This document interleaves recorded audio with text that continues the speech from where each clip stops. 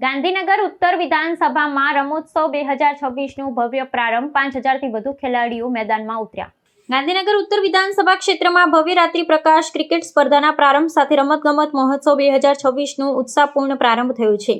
સ્થાનિક ધારાસભ્ય રીટાબેન પટેલ પ્રેરિત સહાય ફાઉન્ડેશન દ્વારા આયોજિત આ રમોત્સવમાં 5000થી વધુ ખેલાડીઓ પોતાની પ્રતિભાનું પ્રદર્શન કરી રહ્યા છે। ગુજરાતના પાટનગર ગાંધીનગર ખાતે ઉત્તર વિધાનસભા મત વિસ્તારમાં યુવાનો માટે એક વિશિષ્ટ રાત્રિ ક્રિકેટ સ્પર્ધાનું આયોજન કરવામાં આવ્યું છે।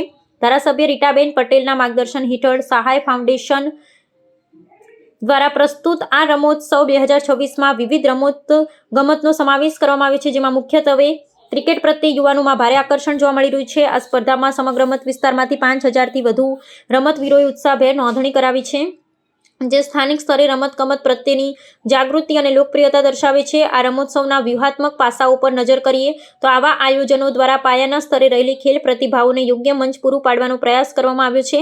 રાત્રિ દરમિયાન દુધિયા પ્રકાશમાં રમાતી આ સ્પર્ધાઓથી પ્રેક્ષકોમાં પણ ભારે ઉમંગ જોવા મળી રહ્યો છે। ધારાસભ્ય રીટાબેન પટેલે આ પ્રસંગે જણાવ્યું હતું કે ખેલકૂદથી યુવાનોમાં શિસ્ત, એકતા, ખેલદિલીની ભાવના કેળવાય છે। સહાય ફાઉન્ડેશન દ્વારા કરવામાં આવેલી વ્યવસ્થાઓ અને મેદાન પરની સુવિધાઓની ખેલાડીઓ દ્વારા પ્રશંસા કરવામાં આવી રહી છે, જે આગામી સમયમાં રાજ્ય કક્ષાના રમતવીરો તૈયાર કરવામાં સહાયક સાબિત થશે।